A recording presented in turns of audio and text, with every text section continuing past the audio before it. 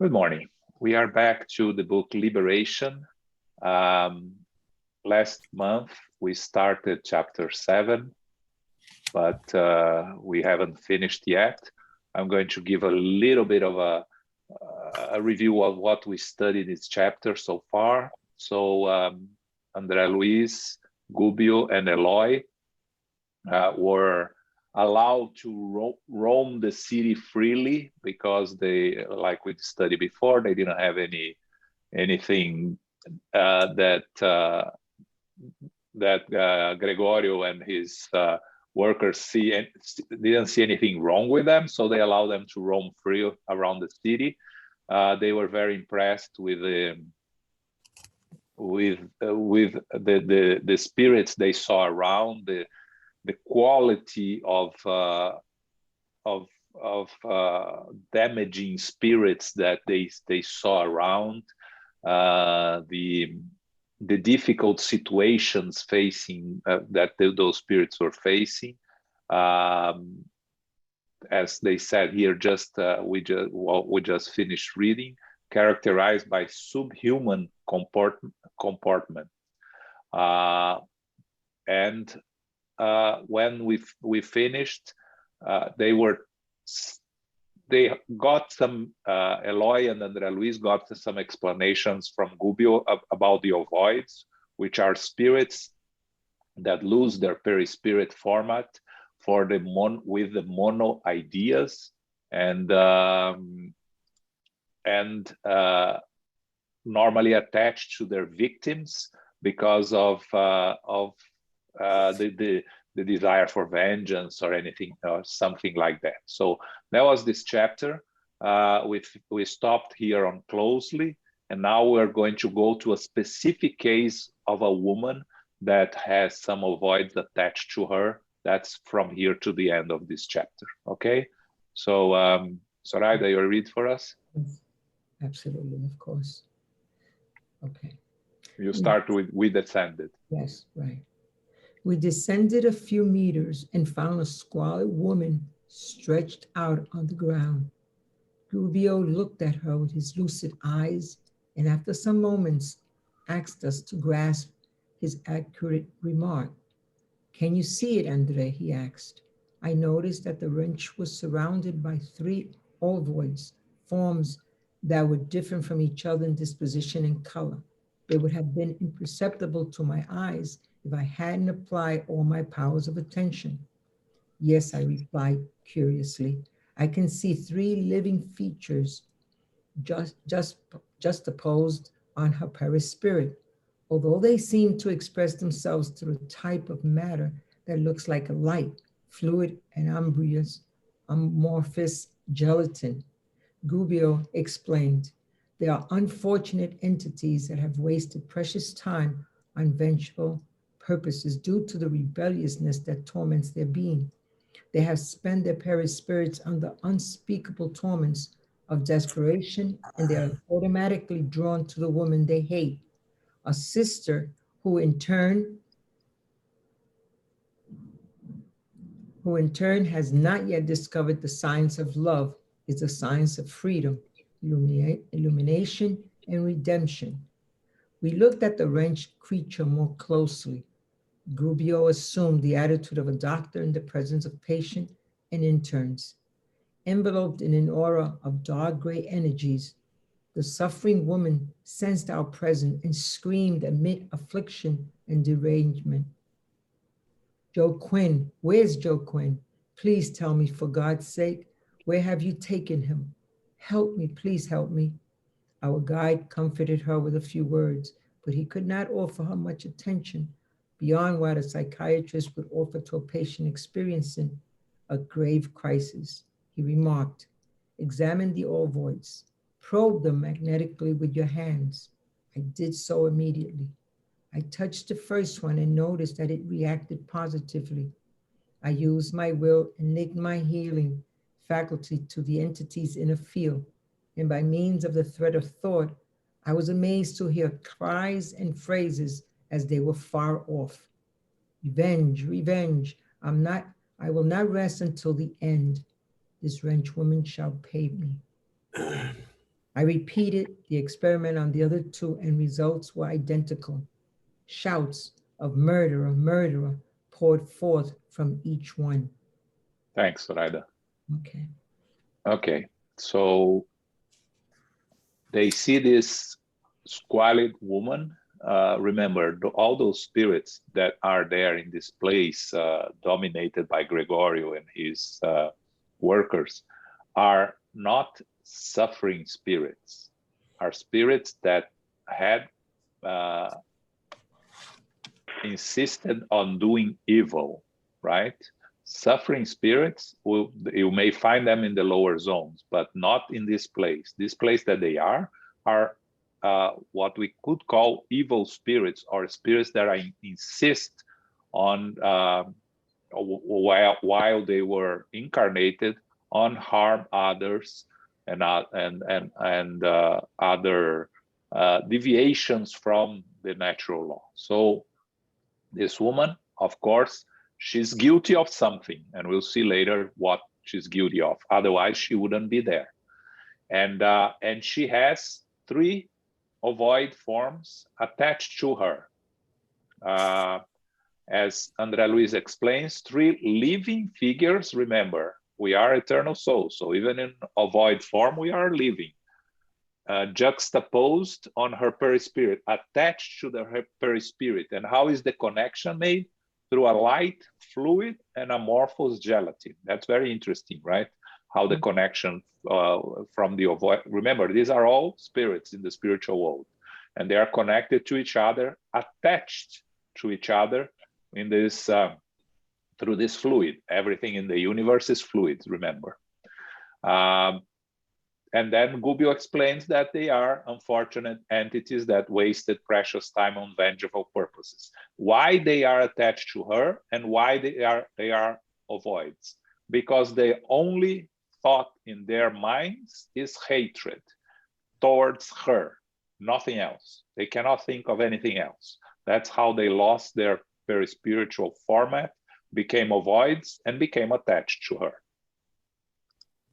Gubbio says very well here, and I underline, the science of love is the science of freedom, illumination, and redemption. Through love, we are going to achieve freedom, illumination, and redemption. It's very important that we remember this phrase. And then the woman, when Gubbio approaches her, she starts asking for Joaquin. Who is Joaquin? We'll see in the first phrase that we're going to read, that was her husband, and we'll see more details about it. And she's asking for help. Where is Joaquin? She's looking for her former husband. But Gubbio couldn't do much. Again, we are going to see more and more of these, and especially in the next chapter, you can only help those that want to be helped. And she's not in a position to be helped at this moment. As Andre Luiz says, the attention that Gubbio can give to her is what a psychiatrist could offer to a patient in a grave crisis. Emergency attention, that's the only things that he can offer her. And then he asks Andre Luiz to touch the ovoids, to connect with them. And it's interesting how Andre Luiz tells us that he uses his will and link his hearing faculty to the entity's inner field. So he connects to the ovoid through thought. And we discuss a lot that in the evolution of the spirits, eventually we communicate with each other through thought. But at the level of Andre Luiz, and with the learning that he has, he's already able to engage with a less evolved spirit, with an inferior spirit, even in an ovoid form, and communicate or hear what the spirit is thinking through thought. And when he is able to hear the spirit, he hear the only thing that the spirit thinks of. Again, becomes an ovoid because it thinks of only one thing. Revenge, revenge, I'll not rest until the end. This woman will pay me. Murder, murder, murderer, each one of them, the results were identical. So all three of them, a monothought hatred towards this woman. And we'll see very shortly why. Okay? Any questions here? Yeah, I just want to clarify. This woman, she is discarnate in the spiritual world, or she is incarnate to have an experience in the spiritual world? No, she's discarnate. She's there in the spiritual world. Yes, she is one of the spirits that is there in that region dominated by Gregorio. Okay, that's important to remember. These are all spirits in the spiritual world. Okay. Okay, continue, Soraya. Okay. After probing the woman to examine her, the instructor explained, Joe Quinn was her husband, who has preceded her in the endeavors of reincarnation. He has already returned to the physical realm in order to prepare a place for her. The poor thing is waiting for a chance to return to the beneficent struggle. I can see her cruel drama. She was a ruthless slave owner last century. In her mental archives, I can see found memories of a prosperous and happy plantation. She was young and beautiful, but in keeping with the schedule of redemptive trials, she married an elderly gentleman who had already assumed sentimental commitments to the humble daughter of a slave. Despite the natural change in his life because of the marriage, he did not abandon his debts. Consequently, the poor, still young, penitent, and unhappy slave mother remained bound to the plantation with the children of an unfortunate love affair. As time went by, the inquisitive, possessive wife found out about the affair and revealed the irascibility that filled her soul. She angrily and violently confronted her husband, forcing him to yield to the jealousy that exacerbated her mind. The poor slave was separated from both of her children and sold into an unhealthy region of the country, where she soon met death to a millennium fever. The wife had the two boys tied to the pole, where they suffered humiliation and whipping in front of the other slaves. Accused by the foreman, on orders from the dreadful, selfish woman, of being thieves, the two slaves were forced to wear a heavy chain attached to their bruised necks. They lived in constant humiliation. In just a few months, they died of tuberculosis. Once discarnate, they found their rebellious mother and formed a troublemaking trio on the plantation, nourishing the sinister purposes of revenge. In spite of pleas for tolerance and forgiveness by spirit friends that visit them frequently, they never gave up the dark purposes they had void in their hearts. They mercilessly attacked the woman that had inflicted so much pain on them, imposing destructive remorse on her weak, vacillating spirit. To dominating her psychic life, they became her unseen tormentors and made use of every means possible to increase her troubles. As a result, she fell seriously ill, but defied all counsel and healing measures. In spite of being helped by various doctors and priests, she never did recover her physical balance, and her body wasted away little by little. Incapable of mentally growing towards the lofty idealism that connects inner aberrations and facilitates a vibrational cooperation of souls that dwell in higher rims, our unfortunate plantation owner suffered 10 years of constant and indefinable bitterness, isolated as she was in the destructive pride that made her pathway. Of course, she had friends who were ready to offer her their benevolent hands at the time of her inevitable death. However, when we are blind by evil, we are incapable of receiving any resources of the good. Thanks. Okay, so it's a long explanation of what happened to her and how she behaved. And so there's not much for me to say here. I just asked Soraya to stop because it's otherwise it would be a very long reading and she will get tired. So the story here, Joaquin was her husband. Joaquin already reincarnated. That's why she's calling him and can't find him. And she's being prepared for a new reincarnation also. But the drama here, she was a slave owner. Last century, remember this book was written in 1940 something.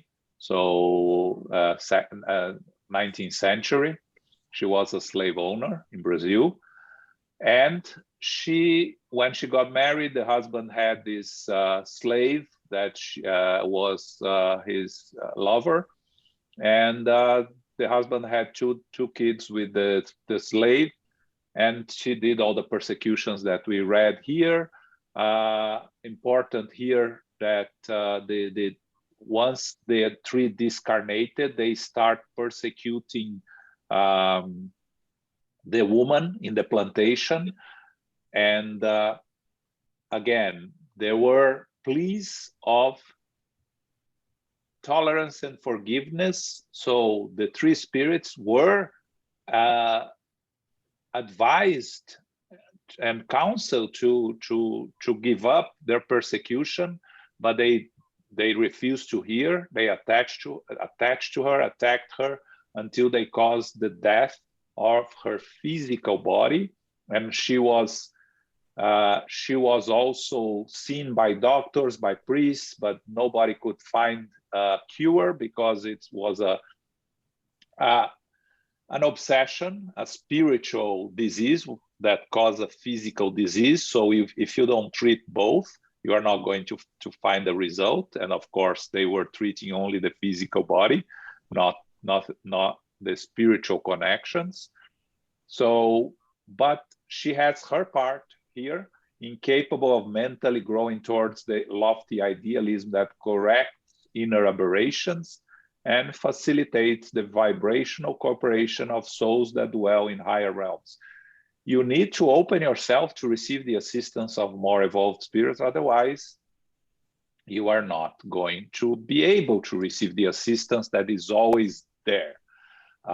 She's, as they say here, she suffered 10 years of constant and indefinable bitterness. And in the end, again, reminding us, when we are blinded by evil, we are incapable of receiving any resources of the good. It's not that the resources are not there. We are incapable of receiving because we do not open ourselves to receive them. And that's very important. As we read this book forward, and on the next chapter, when we meet to Gregorio, remember this phrase: when we are blinded by evil, we are incapable of receiving any resources of the good. The resources are always available. Like they said before here, she had friends who were ready to offer her their benevolent hands at the time of her inevitable death. So when she leaves her physical body and goes back to the spiritual world, the loved ones, the ones that care for her, were there ready to help. But she was closed to the help of them because even in her disease and her sickness, she couldn't open herself to higher purposes. She continued with her low vibrations that continue connected in her through these persecuting spirits, okay? Questions, comments here? Carol. Thank you, John. There's a line that I'm not quite sure about. It said, in dominating her psychic life, they became her unseen tormentors. In other words, she could feel them or perceive them, but not literally view them. Yeah, she's incarnated. It's the okay. Obsession, the process of obsession, right? Okay. So you have you are incarnated. You have these obsessors that you can feel the effect of the act, but you don't see them unless you even sometimes even a medium don't see them. Oh, right. Oh, okay. Thank you. That makes sense now. Thank you. Yeah. Now it's a good point, because even in the now that she's in spirit, I'm not sure she can see the ovoids around her. She can feel them attached to her, harming her, but I'm not sure she can see them. I don't think she can. I think she can only feel them, but I'm not sure. I don't know, Elmo, if you have any thoughts there. I don't think it's clear if she can see and knows that their presence in the spiritual world either. It's not clear over there. But while incarnate, for sure, she feels the consequences of their presence, of their action, but she doesn't know the source either. She doesn't know that it's coming from them. She doesn't know that she's suffering. Of course, she has debts with the divine laws that puts her in a state of guilty, but she doesn't know that all her suffering there, all her physical illness is being caused by those persecuting spirits. Yeah, but I'm not clear if she knows, she sees them in the spiritual world. It's not clear there also. But I think, I mean, you emphasize, but I have to re-emphasize again, that the most important sentence here is, when we are blinded by evil, we are incapable of receiving any resources of the good. We see that question coming time to time, almost every time that we speak of suffering, somebody will ask, well, where was that guardian angel? Where was protecting spirits? Where is the goodness to prevent all that? That sentence explained that time and time again. Yeah, I underline that sentence because I agree with you. We get asked this all the time, and it shows that we are incapable of receiving. It's not that they are not there, and that's very important also. They are always there, but if you don't want to be helped, nobody can force you to be helped, right? Okay. We'll continue. The instructor paused briefly and then continued. Rid of her physical bonds, she found herself persecuted by her victims of yesteryear, and her ability to move was restrained due to the vibrational emissions of her own disturbing fears. She suffered incredibly, despite the compassion of benefactors from the highest spheres, who continued to try to lead her to humility and renewal through love. But shared hatred is a blazing furnace that keeps one blind and rebellious. Her half-crazy husband discarnate and found her in a state of invincible languor, but was unable to help her due to the suffering of his own difficult redemption. Her rootless enemies continued their deplorable endeavor, and even after losing their perispirits, they attached themselves to her by means of the principles of mental matter that envelopes them. Rebelliousness and fear of the unknown, in addition to an absolute lack of forgiveness, bind them to one another like bronze shackles. In her present situation, the wretch cannot see or touch them, but she senses their presence and hears their voices through the unmistakable acoustics of the conscience. She lives in torment, directionless. She behaves like a nearly irresponsible being. The wretched creature did not seem to register this information. She was still clamoring for help of her husband. I took the opportunity to ask a few questions. In light of this moving scene, how are we to view its situation, its solution? I asked. We would be wasting our time. The disturbance arrives unexpectedly and takes hold very quickly. However, it wanes very slowly. We will have to await the patient work of time. After a pause, he continued, everything leads me to believe that the missionaries of charity have already led the husband back to the currents of reincarnation, and we could assume that this sister is bound to follow very soon. Of course, she will be reborn into a tormented life and will face immense obstacles in order to meet her ex-husband again and take part in his future experiences. So, well, these enemies be her children? I asked anxiously, breaking his reticence. Yes, they will. And the case is already under superior jurisdiction. This woman will retake a physical body and will be followed by the spirits of her enemies, who with her will await the time of immersion in the fluids of the earth. Wow. Oh, I exclaimed, deeply amazed. She won't be separated from her persecutors even when she returns? I have seen reincarnations that are invariable, planned out according to special measures. Yes, Andre, agreed the instructor. You saw processes in which great intercessory elements were at work, attending to noble mission of these very interests in the future, and with divine help. There are millions of such cases. However, in certain sectors of human struggle, there are millions of rebirths of criminal souls that turn into immersion in the flesh, compelled by the highest spheres in order to expiate grave wrongs.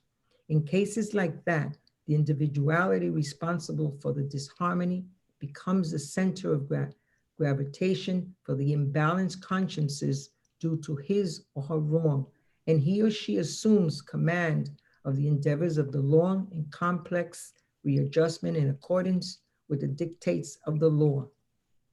Grasping my astonishment, Gubbio remarked, "Why so surprised? The principle of attraction governed the entire universe.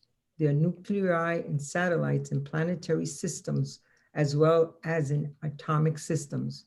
In the life of the spirit, the essentials are no different. If good spirits represent centers of attention for spirits attuned to their ideas and tendencies, great criminals become magnetic nuclei for minds that have wandered off the upright path in obedience to them. We grow spiritually with those we love, and we redeem or debase ourselves with those we persecute and hate." His statements impaired me with profound thoughts concerning magnificence of the laws that govern life. And heedful of the thought of that moment, I avoided any more questions. The instructor caressed the brow of that unfortunate creature, intentionally involved in enveloping her in a blessing of divine fluids, and added, "Poor sister, may heaven strengthen her for the journey she is about to undertake." Closely followed by the influence of the beings bound to her in the mental abyss of hatred, she will have a dolorous and dark childhood, due to unknown sorrows that will accumulate incomprehensibly upon her oppressed soul. She will suffer from illnesses impossible to diagnose for now in the picture of human knowledge, because they will be caused by the persistent and invisible activity of enemies from another time. Her teen years will be tormented by dreams of motherhood, and she won't have any respite until on her lap she can kiss the three enemies that have become her tender children. She will carry with her three unbalanced centers of life, and until she readjusts them in the forge of sacrifice to lead them back to the upright path, she will, as their mother, be tormented, magnet, or the obscure and sad seat of a consolation of pain. The lesson was profoundly absorbing and fascinating, but time was pressing and we had to head back. Okay, thanks. Painful, right? Oh, God. Very difficult. But again, cause and consequence. She's only going to face the consequence of her own actions.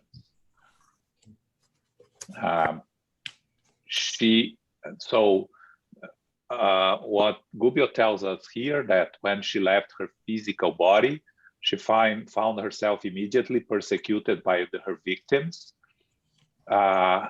Even if the benefactors tried to help her, shared hatred is a blazing furnace that keeps one blind and rebellious. So the hatred for each other was what kept them together.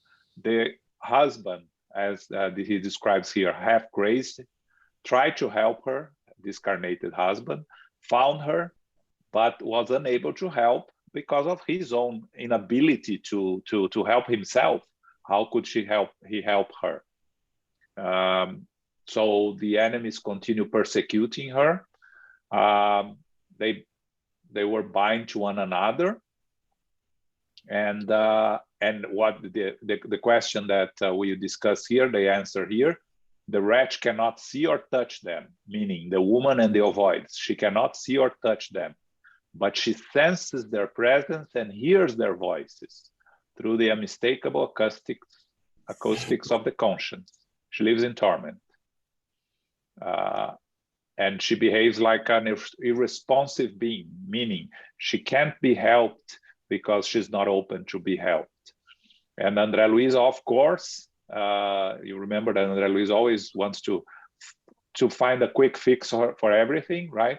He wants to find a solution, and he asks, what's the solution here? Can't we do anything? And Gubbio says, we would be wasting our time. Disturbance arrives unexpectedly and takes hold very quickly. However, it wanes very slowly. Only time.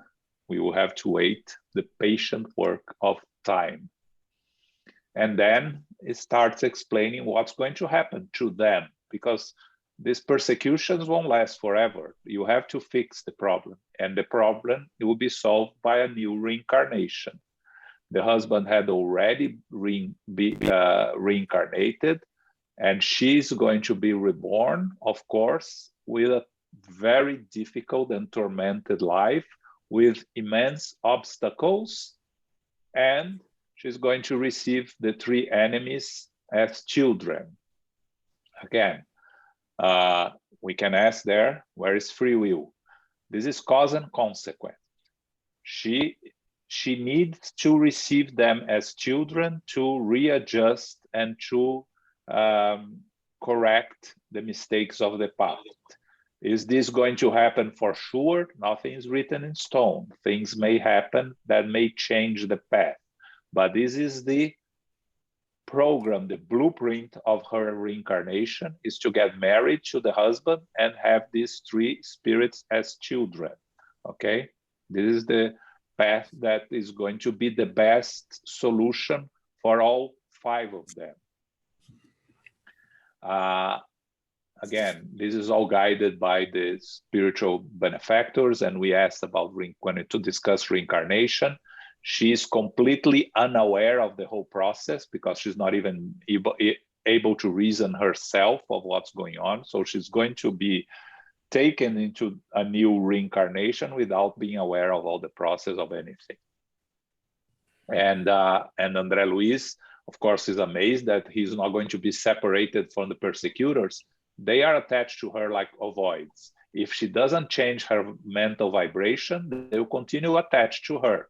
And even in the new reincarnation, even as you are protected as a child, they will still be around her and will attach to her again as soon as they have the opportunity. And something very important here, that she's going to be the center of this nuclei, as they say. In cases like that, the individuality responsible for the disharmony becomes the center of gravitation for the unbalanced consciences due to his or her wrong. And he or she assumes command of the endeavors of the long and complex readjustment. So she is the center of these five individuals, and she's the one that all those gravitate towards. And the Gubbio compares to the entire universe, right? There are satellites and nuclei in the planetary system, in atomic systems, in the life of the spirit. It's no different. So there is always a center and those that gravitate around them. And then he says, we grow spiritually with those we love, and we redeem or debase ourselves with those we persecute and hate. Again, very important. We are always connected to the ones we love and the ones that we have readjustments to make, because that's the only way to readjust. And then he describes her new reincarnation that is going to be very difficult. She'll suffer diseases that will have no explanation because she's affected by these spirits attached to her. And she will be tormented in her teen years by motherhood, dreams of motherhood, which is the opportunity to receive these spirits. And the redemption will come only if she receives these spirits as her children and treats them and guides them to a better life. Again, the hatred that they have is against her. They are not evil, these three spirits. She was the one that was evil. They are not evil. They are just have this mono idea of hatred towards her and vengeance towards her. Not so probably you can imagine three children that they will have a very difficult relationship with the mother and a very good probably relationship with the father, because they have nothing.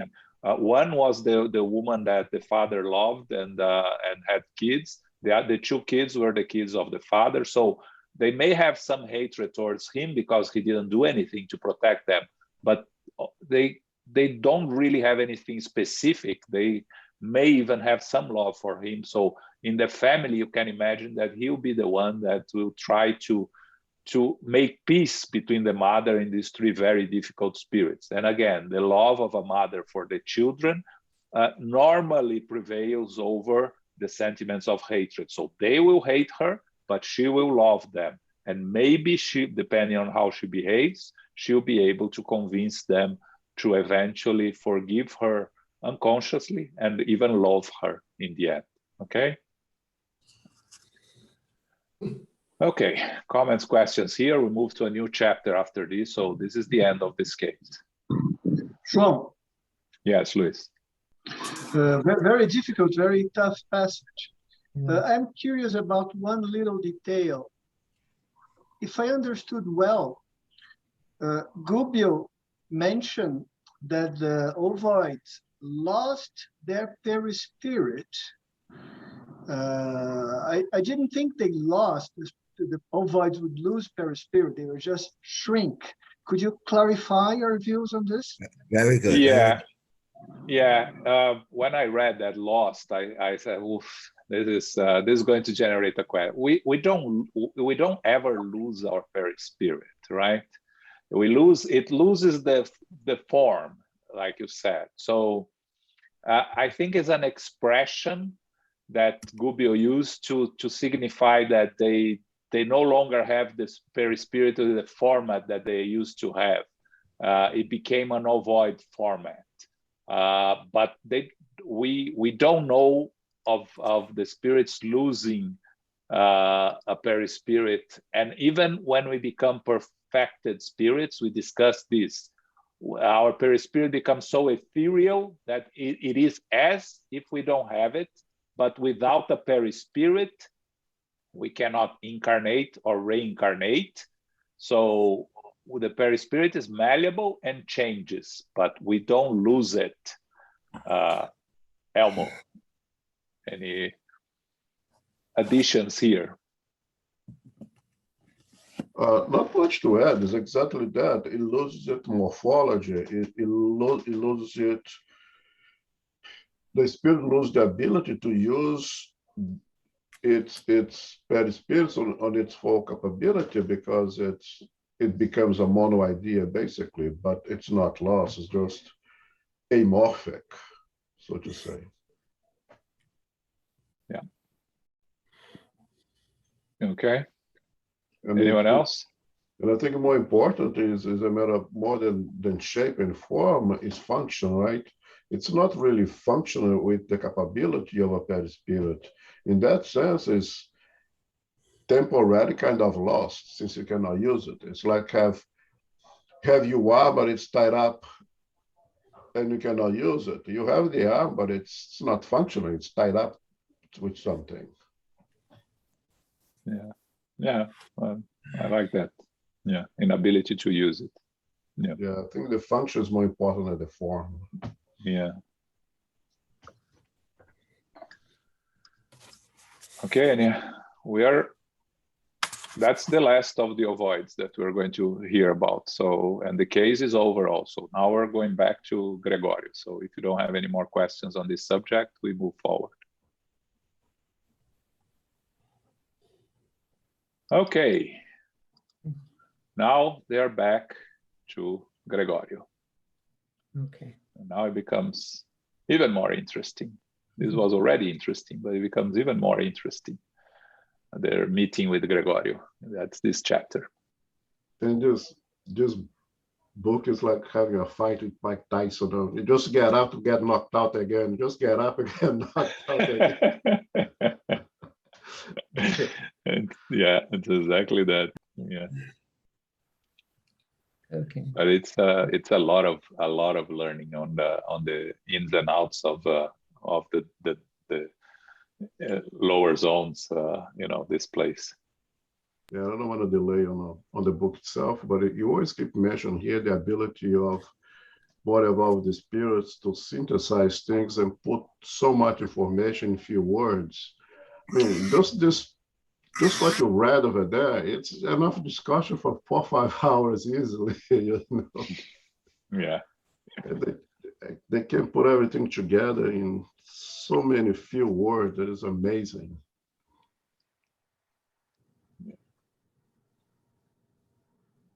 Okay. Okay. All right. Let's go on. Chapter 8, Unexpected Intercession. The room where we were received by the priest Gregorio was like a strange sanctuary lit with burning torches. Seated on a small throne that emphasized his figure within the disagreeable embryons, the strange personages was surrounded by more than 100 spirits in a worshipful posture. 2 extravagantly dressed couriers were swinging large censers burning strong-smelling substances. Gregorio was wearing a scarlet robe and was shrouded by a dark brown aura, the disturbing and compelling rays of which hurt our eyes. He looked at us with piercing and inquisitive eyes and extended his right hand, giving us to understand that we could approach. Highly excited, I followed Rubio. What was Gregorio's status there in that room? Tyrannical chief or a living icon lived with mysterious power? 12 creatures were kneeling humbly on both sides of the golden seat, attended to his orders. With a mere gesture, he set the secretive atmosphere for our conversation. For in just a few seconds, the room emptied of the strange figures. It was clear that we were going to discuss a grave matter, and I watched our guide so that I could copy his movements. Followed closely by Ilio and me, Grubio approached our host, who was contemplating him with an unkind look. I noticed our instructor's efforts to surmount the present obstacles so as not to make himself a liar in light of his conscience. Gregorios greeted him with fine and complexity and spoke. Remember that I am the judge, the representative of the powerful government established here. Consequently, you must speak the truth. After a short pause, he added, in our first meeting, you uttered a name. Yes, answered Grubio serenely, that of a benefactor. Repeated, ordered the priest imperatively. Matilda. Gregorio's countenance turned grave and anguished. One can say that he had been struck by an invisible dagger. Nevertheless, he fired hard impassively, and with the firmness of a proud but tormented administrator, he asked, what does this person have to do with me? Our guide answered unaffected. She told us that she is devoted to you with unveiled motherly love. An obvious mistake, Gregorio concluded angrily. My mother left me centuries ago. What is more, even if I were interested in meeting her again, we are fundamentally divorced from each other. She serves the lamb and I serve the dragons. That particularly of the conversation was enough for my curiosity to exploit our out of control. Who were these dragons? Satanic spirits of legend, falling spirits on the evolutionary road, whose minds were turned against the wholesome and redemptive principles of Christ, whom we all worship as the Lamb of God? No, I was not mistaken. However, Grubio looked at me significantly after silently probing my inner questions and wordlessly invited me to keep my astonished, half-open lips still. Inarguably, That instant was not appropriate for the conversation of a learner. It was meant for the knowing, sure manifestations of a master. Okay, so they are there to meet Gregorio. How do we find Gregorio? We find him, remember, Gregorio is a former pope, right? Gregory IX. And so he carried all his pomp and ceremony of the papacy at that time, when the Pope was the supreme ruler of the world at that time, of the surroundings. So what we see here is a figure surrounded by more than 100 spirits worshiping him. The courtiers swinging large censers, burning strong smelling substances. You can imagine this in the church, right? Also, he was wearing a scarlet robe. Again, the figure of a pope, a former pope. And he was, of course, they could see the aura, a dark brown aura. So Andre Luiz is very intrigued. He sees 12 creatures kneeling humbly on his side, by his side, and then he commanded everybody, and everybody left when he asked them all to leave, so he could stay alone with Gubbio and Eloy and Andre Luiz. And then Gregorio asked about the name that Gubbio mentioned before. If you remember, the first time they met Gregorio, Gubbio told him that they were there by orders, following the instructions of Matilde. And Gregorio was very upset to hear the name. And again, he asks to hear the name and gets very, shows some anguish and becomes serious. Andre Luiz describes that he was struck by an invisible dagger, and but of course he tries to show indifference and asks what his person has to do with me. And then Gubbio tells her that the woman loves him with a motherly love, and Gregorio answers that she left him centuries ago. And what's interesting here, even if I were interested in meeting her again, we are fundamentally divorced from each other. She serves the lamb, I serve the dragons. And let's read the description of the dragons that they make here. Spirits that have been lost in evil since the beginning of the planetary creation and who operate in the lower realms of life, personifying the leaders of rebelliousness, hatred, pride, and selfishness.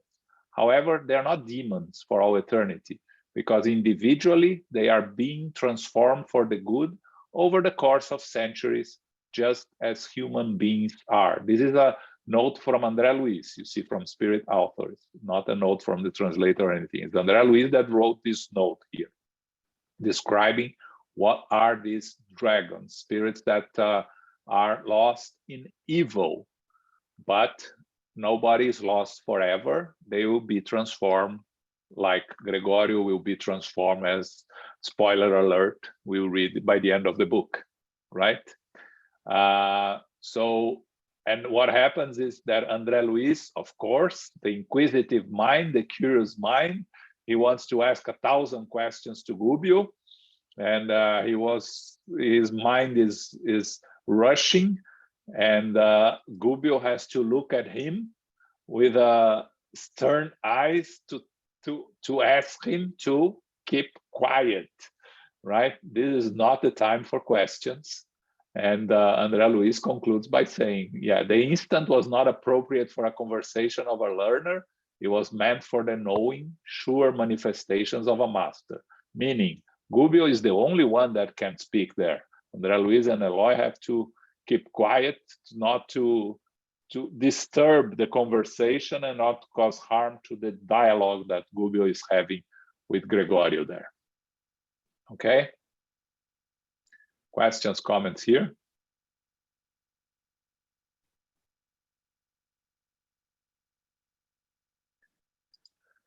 Okay, let's continue. Let's see the conversation.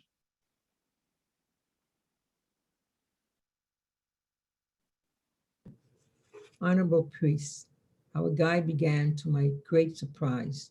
I cannot question your personal reasons. I know that there is an absolute order in the creation, and that I am fully aware of the fact that each spirit is a different world and that each conscience follows its own course. Are you perchance criticizing the dragons, these charged with justice? Asked Gregorio harshly. Who am I to judge? Rubio answered humbly. I am but a mere servant in the school of life. Without them, continued to the Hierophant somewhat angrily, what would preserve the earth? How could the love that saves function without the justice that corrects? The great judges are feared and condemned. Nevertheless, they endure the human garbage. They coexist with the nasty wounds of the planet. They deal with the world's crimes and have become the prison guards of the perverse vile. And like a guilty person who goes to great lengths to justify himself, he continued angrily. The children of the Lamb may help and even rescue many. However, there are millions of individuals like myself who acts for neither help nor liberation. It is said that we're nothing but moral delinquents. So be it. We are criminals watching over one another. The earth belongs to us because animal tea rules upon it, offering us the ideal atmosphere. I myself have no notion of heaven. It may be a court for the elect, but for us, the world is a vast kingdom for the condemned. In the physical body, we are prey to the web of fatal circumstances. However, the web that the lower rims have prepared for us will serve millions. If our destiny is to separate the wheat from the tares, our sifter will not lie idle. Experienced as we are in the fall, we shall test all those who appear to us on the road. The great judges have ordered us to guard the gates. Thus, we have servants everywhere. All men and women that have wandered away from the pathway of normal evolution are subject to us, and you surely know that there are millions of them. Furthermore, Earth tribunals are ineffective at uncovering all the crimes that occur. Yes, we are eyes in the darkness, and the smallest hidden dramas do not go unnoticed by us. Thanks. How interesting, right? So many things in one page here, as Elmo mentioned before. So Gubbio starts addressing Gregorio, and it's this whole page is Gregorio's justification for the work that he is doing. Again, it's interesting to notice here that he's aware of the work he's doing, and he's aware that there are different sides, and he's proud of the work he's doing because he deems it necessary. He deems it important for for Earth's humanity. So meaning he's justifying himself, like in the middle he says, Andre Luiz says, like a guilty person, he goes to great lengths to justify himself. And we see this a lot in our mediumship meetings, spirits that come and that justify themselves with what they are doing because it's justice. It is what's right because they are doing justice. Gregorio says here, he tries he asks Gubbio if he's criticizing the dragons, the so-called dragons, those that are charged with justice. And Gubbio, of course, he doesn't want to enter into arguments here. He just says, I'm a mere servant. And then Gregorio justifies saying that without them, the dragons, what would preserve Earth? How could the love that saves function without the justice that corrects? Again, the word justice is they use always. The great judges are feared and condemned, and they endure the human garbage. They coexist with the nasty wounds of the planet. They deal with the world's crimes and have become the prison guards of the perverse and vile. He's justifying, meaning he's not bad. He's just following orders. It's very interesting how you justify yourself on the mistakes you are doing, putting the blame on others and following orders. He says that there are millions of individuals like myself who ask for neither help or liberation. Again, we go back to the point of, if you don't ask for help, you are not open to be helped, you won't be able to receive the help that is available. So he's pointing here, there are millions of individuals like myself who ask for neither help nor liberation. There's another note from Andre Luiz here that says, we must not forget that this is the argumentation of an intellectually powerful spirit who has not accepted the illumination of the Christ.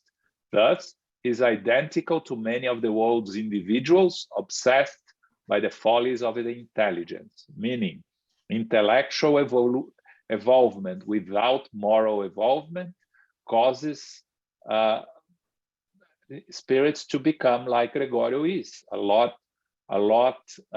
using his intellectuality to justify the work that he's been doing, and justifying to himself, having an explanation for himself for the work that he's been acting and judging others. He's saying that the world is inundated by spirits like him. They are dedicated to evil, which is, we know that a world of trials and expiations, or trials and atonements, is a world where evil predominates over goodness. And we are moving into a world of regeneration where goodness will prevail over evil, both still existing. But Gregorio is right in the sense that there are millions of individuals that are still focusing for selfish reasons on themselves only, and not in the larger good of the community. And he finishes here saying that Earth's tribunals are ineffective at uncovering all the crimes that occur, so they are eyes in the darkness, and the smallest hidden dramas don't go unnoticed by them. That the great judges have ordered us to guard the gates. Again, justification of the work that he's been doing, right? It's very interesting how these leaders of the lower zones, they are leaders because they are intellectually advanced, but not morally advanced, and they find arguments for everything that they are doing. And again, not very much different from those incarnated that use their intelligence to justify their inferior actions or justify some acts that are performed here that are not, helpful to others, but they benefit only themselves. Okay? Comments here? Yeah, as much as I can remember, Gubbio or no one else has ever accused him of doing something wrong, right? No. No. So you actually see is the power of the divine laws imprinted in our conscience that puts him on that necessity to justify himself. It's almost like he's trying to clear his conscience with all these arguments, which are powerful, and it could fool someone to say, oh, he's right. Especially the one that you see today, if you are not careful, if you not be vigilant, you can almost agree with him. But nobody has accused him of anything. Nobody has asked for the justification for his action yet. He has that need to find a way to clear his conscience by come out of these powerful justifications. Yeah. And you can guess, Elmo, that all this came because of the name of Matilde being said there. That is what brings all these justifications out by Gregorio, in my opinion, right? Yes. It's almost like he's hearing his mama say, you are on the wrong, man. You have to come back to the right. Yeah. The power of a motherly love again. We discussed a little bit in previous chapter, and we see it here again, right? Just by the mentioning her name, he immediately feels the need to justify what he has been doing for so long, right? Yeah. We all become children in front of our mothers, right? Yeah. It kind of awakens our conscience. Yeah. Okay, anyone else? Okay, let's see what Gubbio has to say now. Okay. During a pause, I looked at Gubbio's face, which showed no signs of alteration. Humbly looking at Gregorio, Gubbio continued, Great priest, I know that the Supreme Lord uses us in his divine work according to our tendencies and potential for fulfilling his designs. The phagocytes in the human body are used for the elimination of impurities, just as lightning strikes mercilessly to cleanse the atmosphere of imbalances. I respect your power because of the heavenly wisdom is aware of the existence of the tender leaves of the trees. It also knows the purpose of the extensive realm. However, wouldn't you agree that our intervention prevails over fatalism, the closed circle of the circumstances that we ourselves create? I am not qualified to appraise the work of the judges who administer these realms of repertorial suffering, but I do know about the dreadful images that unfold before your eyes. I have seen firsthand the criminals that are drawn to one another, and I have at times probed the dark dramas of those who lie in the caves of suffering, held there by the evil they practice. I also know that justice must reign according to sovereign determinations. However, respectful Gregorio, don't you think that if love were to dwell in every heart, it will redeem every sin? Don't you perchance believe in the final victory of goodness through the fraternal work that uplifts us and leads us to the Supreme Father? If we were to spend the same energies on divine commitment to the Lamb that we spend on service to the dragons, wouldn't we reach the objectives of the final triumphant much faster? Displeased, the priest listened, but then answered in an unpleasant tone of voice, How could I have listened to you in silence for so long? We here are judges in the depths of all those who wasted life's treasures. How can love ever dwell in unruly souls? Didn't the Lamb once said that we should not cast pearls before swine? For each shepherd of the flock on earth, there are 1,000 swine bearing the insignias of the flesh. And if your master is calling shepherds to his ministry, what can we do on our part for gathered teams of strong minds who specialize in correcting the morally delinquent creatures that are placed under our guiding rod? The dragons are the preserving Gentile of the physical world, and they are particularly interested in preserving the agglutination of the planetary elements. In keeping with logic, they do not believe in a paradise that is imposed.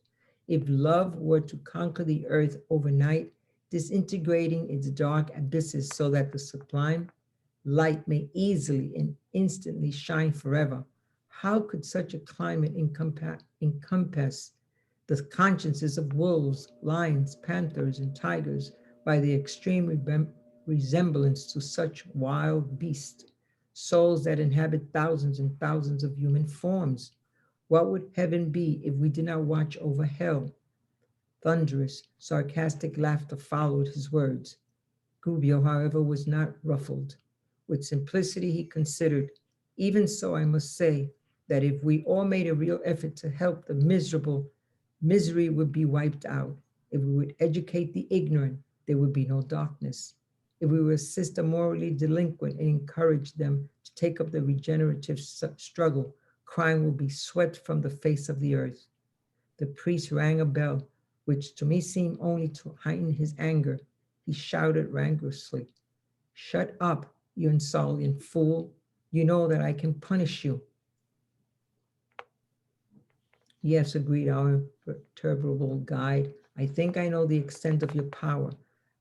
At the least order from your lips, I and my companions could receive prison and torture. And if that is your heart's desire, then we are ready."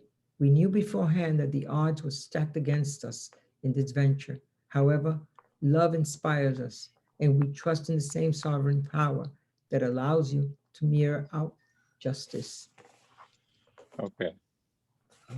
So, how one should behave in front of this powerful leader dedicated to evil. Gubbio, of course, knows exactly how to behave. So he shows no signs of alteration. He looks humbly. He shows submission to Gregorio, telling him great priest, but then he starts talking with calmness and patience about the opportunities that exist if we choose goodness over evil. That everything exists for the correction of the improvement of human beings. He said he's not a judge, he's not qualified to appraise the work, but he knows that seeing the drama, that if love were to prevail, that it will be able to redeem every sin and to correct all the wrongs. And he says here, if we were to spend the same energies on divine commitment to the Lamb that we spend on service to the dragons, wouldn't we reach the objectives much faster? And of course, Gregorio gets angrier as he keeps hearing Gubbio and starts to shout at him, of course, accusing him of anything that comes to the mind. And again, going back to justifying that they are the judges, that when Christ says that we should not cast pearls to the swine, that they separate the flock on the earth, that they only judge the evil ones, the delinquent ones, they're preserving the physical world, because what would be heaven if there was no one to watch over hell? That there are humans that are still wolves, lions, panthers, tigers, and that it's their duty to judge and separate those. There is a very interesting, I forgot here before that, it says, if our destiny is to separate the wheat from the tares, our sifter will not lie idle. And then I know the expression separate the wheat from the chaff, right? But the tares are weeds that infiltrate. The chaff is part of the wheat that you separate after it's grown, because it doesn't serve any purpose for alimentation, for only the wheat. So it's part of the wheat, but tares are not part of the wheat. They are weed. So you need to separate from the wheat as soon as possible. And Gregorio is saying that he is the one separating the tares, meaning the evil ones, from the so-called good ones, which are the wheat, right? And then as Gubbio becomes not affected by what he was saying, he gets angrier, and he threatens that he can punish them. As Gubbio says that if we could assist the morally delinquent and encourage them to take the regenerative struggle, crime will be swept from the face of the earth. So what Gubbio is listening here is a threatening to his power. His power is being threatened by what Gubbio is saying, and that's why he's reacting so angrily. Everyone that fears losing power reacts with aggression and reacts with violence if they have the possibility. That's what he's threatening to do here. And Gubbio, completely calm and aware, said to him, I know that you can punish us. I know that you can send us to prison and torture, and we are ready.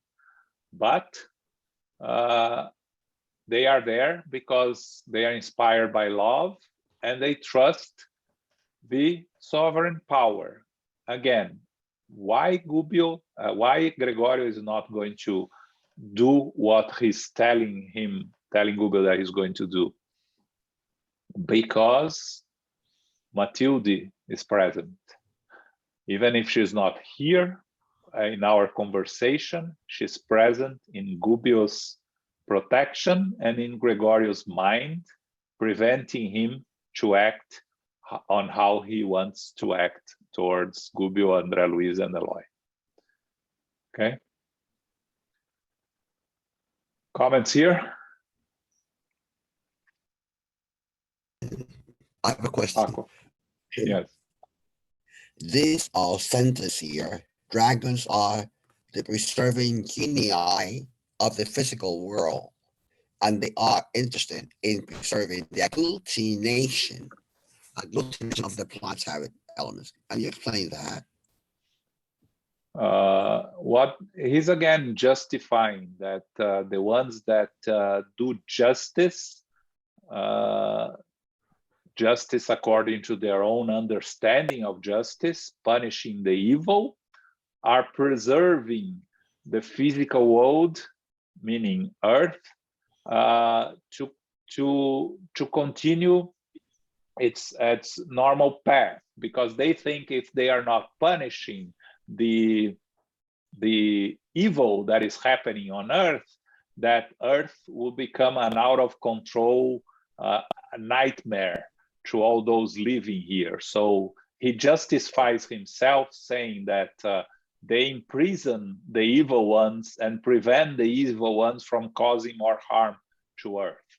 I think that's what he meant here in this, when he said that the dragons are preserving genii of the physical world, and they are particularly interested in preserving the agglutination of the planetary elements. That's how I understand it.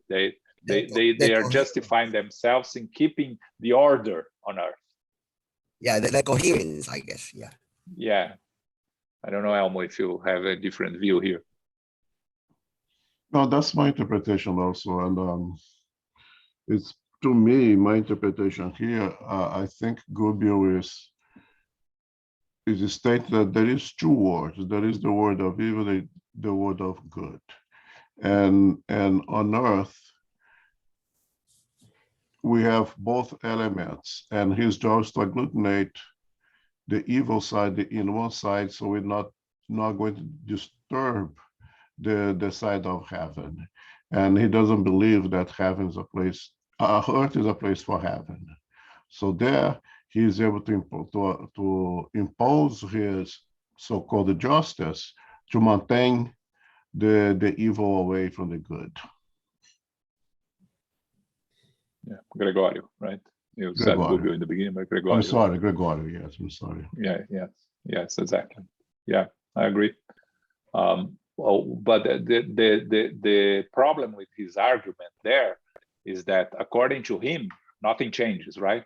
Once you are evil, you continue to become to be evil. There is no correction, no improvement, and that's his mistaken view of how the Earth is divided. There are the good ones and the evil ones, and there is no chance of changing it. Yeah, that's right, and that's, to me, my again perception is the great evil of most of the religions, that they created the two polarized parts of our existence, so that there is the good side and the bad side, they do not mix, and there is no improvement on either side, as if the good become good out of God's choice. Yeah. Yeah, and that's what he brings from his reign as a pope, probably, right? Right.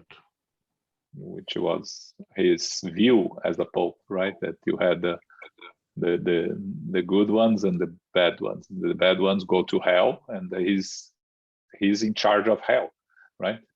Yes, right.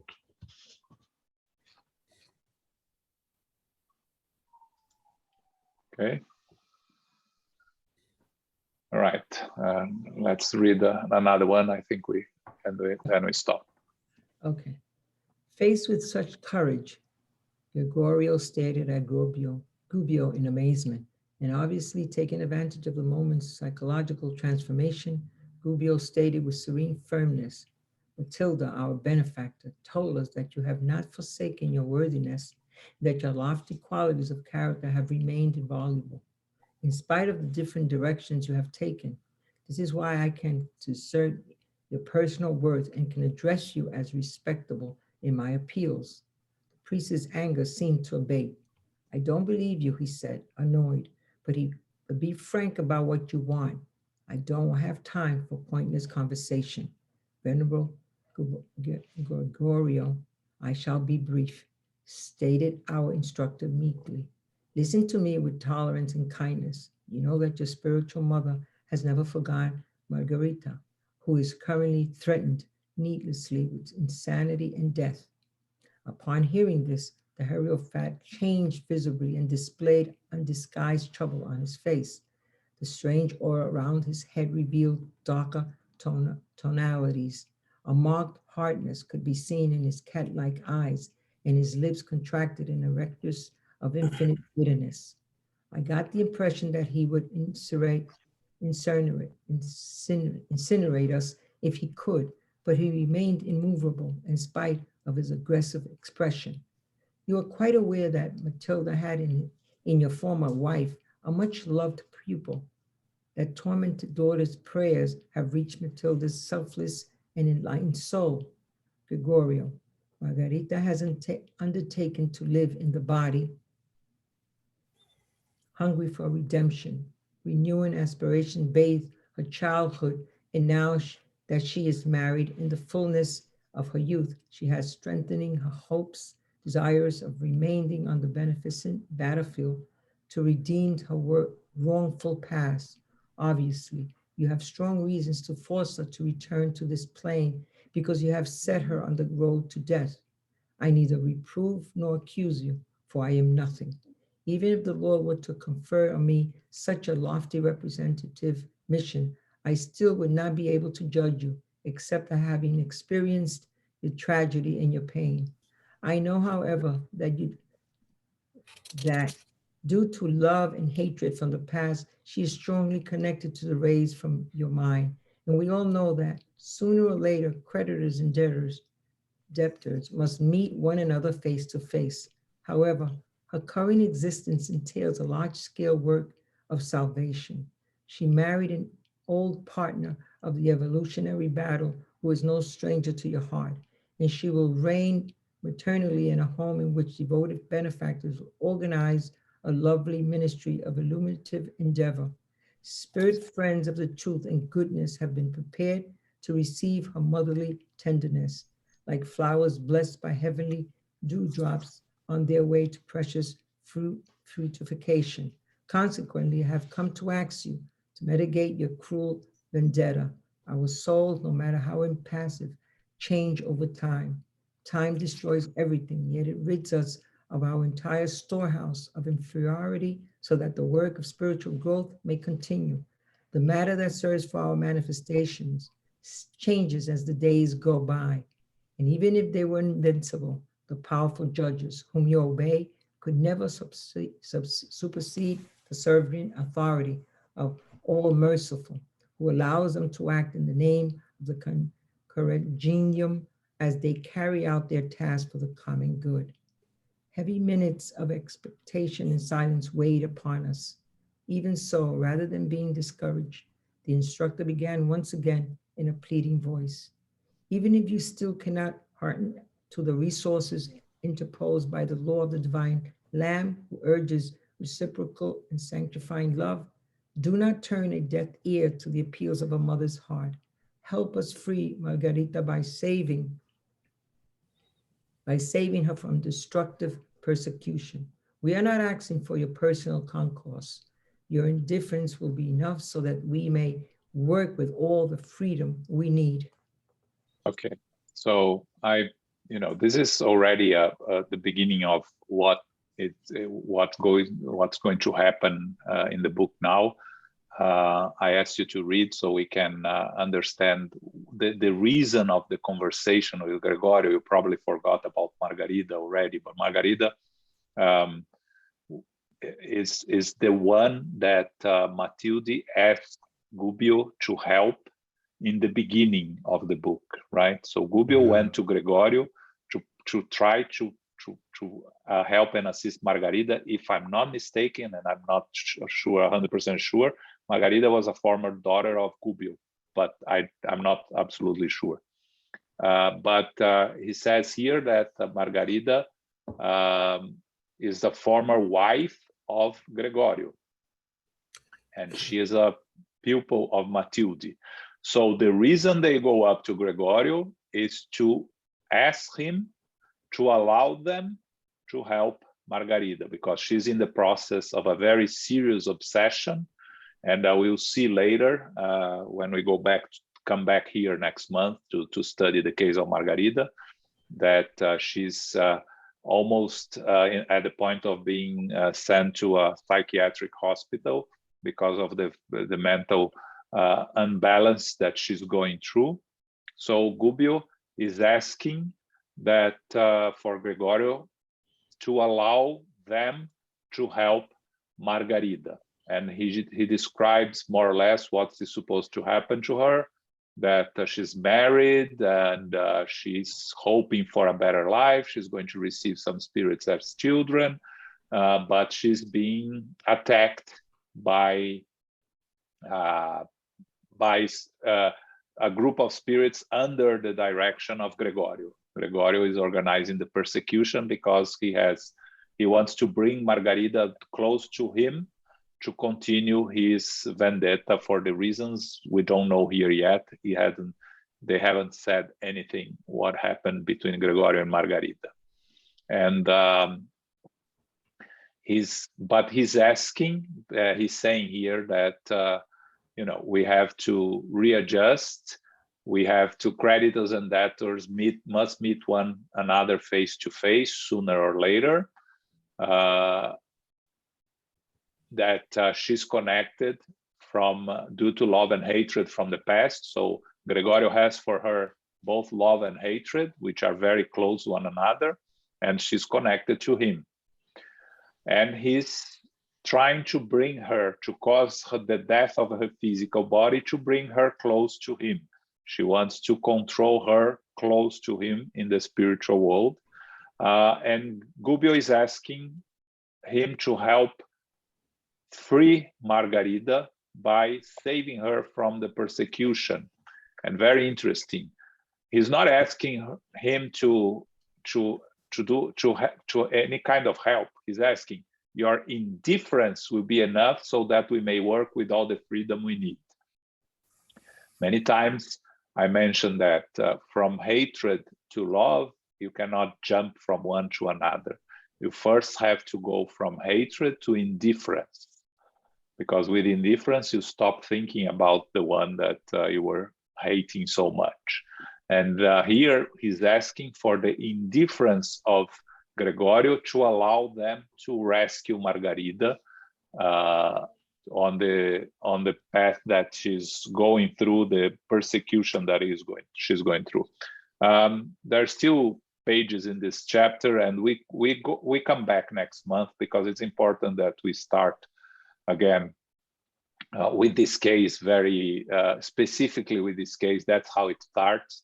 I asked Zoraida to read it so as to give a preview of what we're entering, and to understand and remind you that they are there not for Gregorio specifically for the time being. They are there to save Margarida. That's the their immediate task. And that's why they went to meet Gregorio, not to rescue Gregorio. That's for later.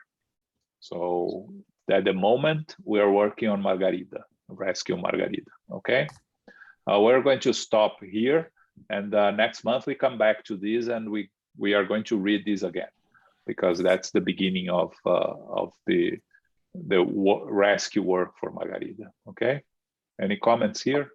Questions, final questions, comments?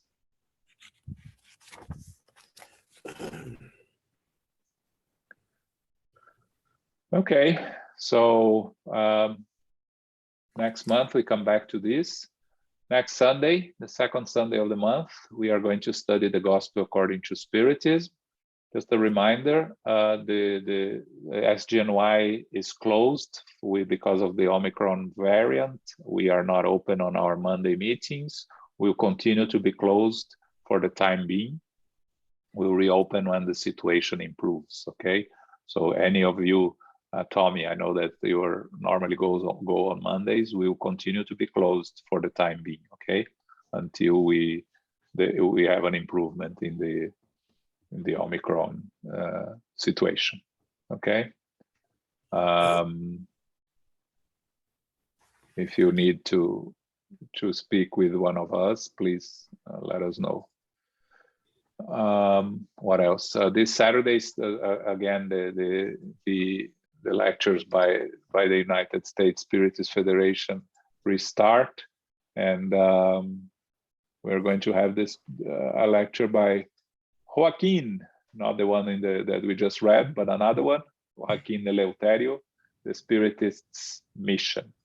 There is a new course by the United States Spiritist Federation starting on January 23rd, Initiation into Spiritism, based on a book by Terezinha Oliveira that is available already for sale in the United States Spiritist Federation website. There will be a series of classes by many of us, Sarah, Luiz, myself included, on covering the subjects of Spiritism for beginners, or for those that want to reinforce their understanding and knowledge of Spiritism. You can find more information on the United States Spiritist Federation website, and we will keep you posting on more information, okay? That starts on January 23rd, which is a Sunday, and it will be at 10 a.m. our time, so it's before our studies, okay? Carol, can you do our final prayer? Sure. Thank you, everyone. Thank you, John, Omo, and everyone for being here today. Infinite Creator, all goodness and grace, we are grateful to be together today in unity and in our study for the book Liberation. We are grateful for the opportunity to start the new year in a positive, uplifting way. We grow spiritually with those we love. Each spirit is part of the natural law, and we are expressions of cause and consequence. Moral evolution is important. We shouldn't try to justify ourselves and our actions intellectually. We are moving into a planet of regeneration through love, through positive actions, and through our fraternal assistance. Our souls do change over time, and we do evolve as we move forward day to day. We give thanks to all who are here, who are participating. We give thanks for the teachers, for the helpers, for the healers, the spiritual benefactors who are guiding us now. We know that their love and their interaction with us is so vital and so important to our self-improvement, to continue to improve our actions and keep our love and our mind in a balanced way. We are grateful to the love, light, and peace of Christ to be with us and through us and throughout. And may we continue to, in the new year, to continue with our studies, with our mindfulness, and with our prayers, for we are never alone. Assistance is always available as we ask and we do our part. As we close this meeting today, we are grateful to come into the new year on a higher note, on a higher vibration. May we sustain this, and may we be vigilant throughout this year. May we be of service to others, and may we do our part as we extend our charity to others, which is our love in action. We close now and ask humbly to go forth in safety and protection. May we continue to express this love, this light and peace to our family members, friends, loved ones, and even our coworkers. We close now and remind ourselves to be beacons of light. Go forth now in peace and in gratitude, so be it.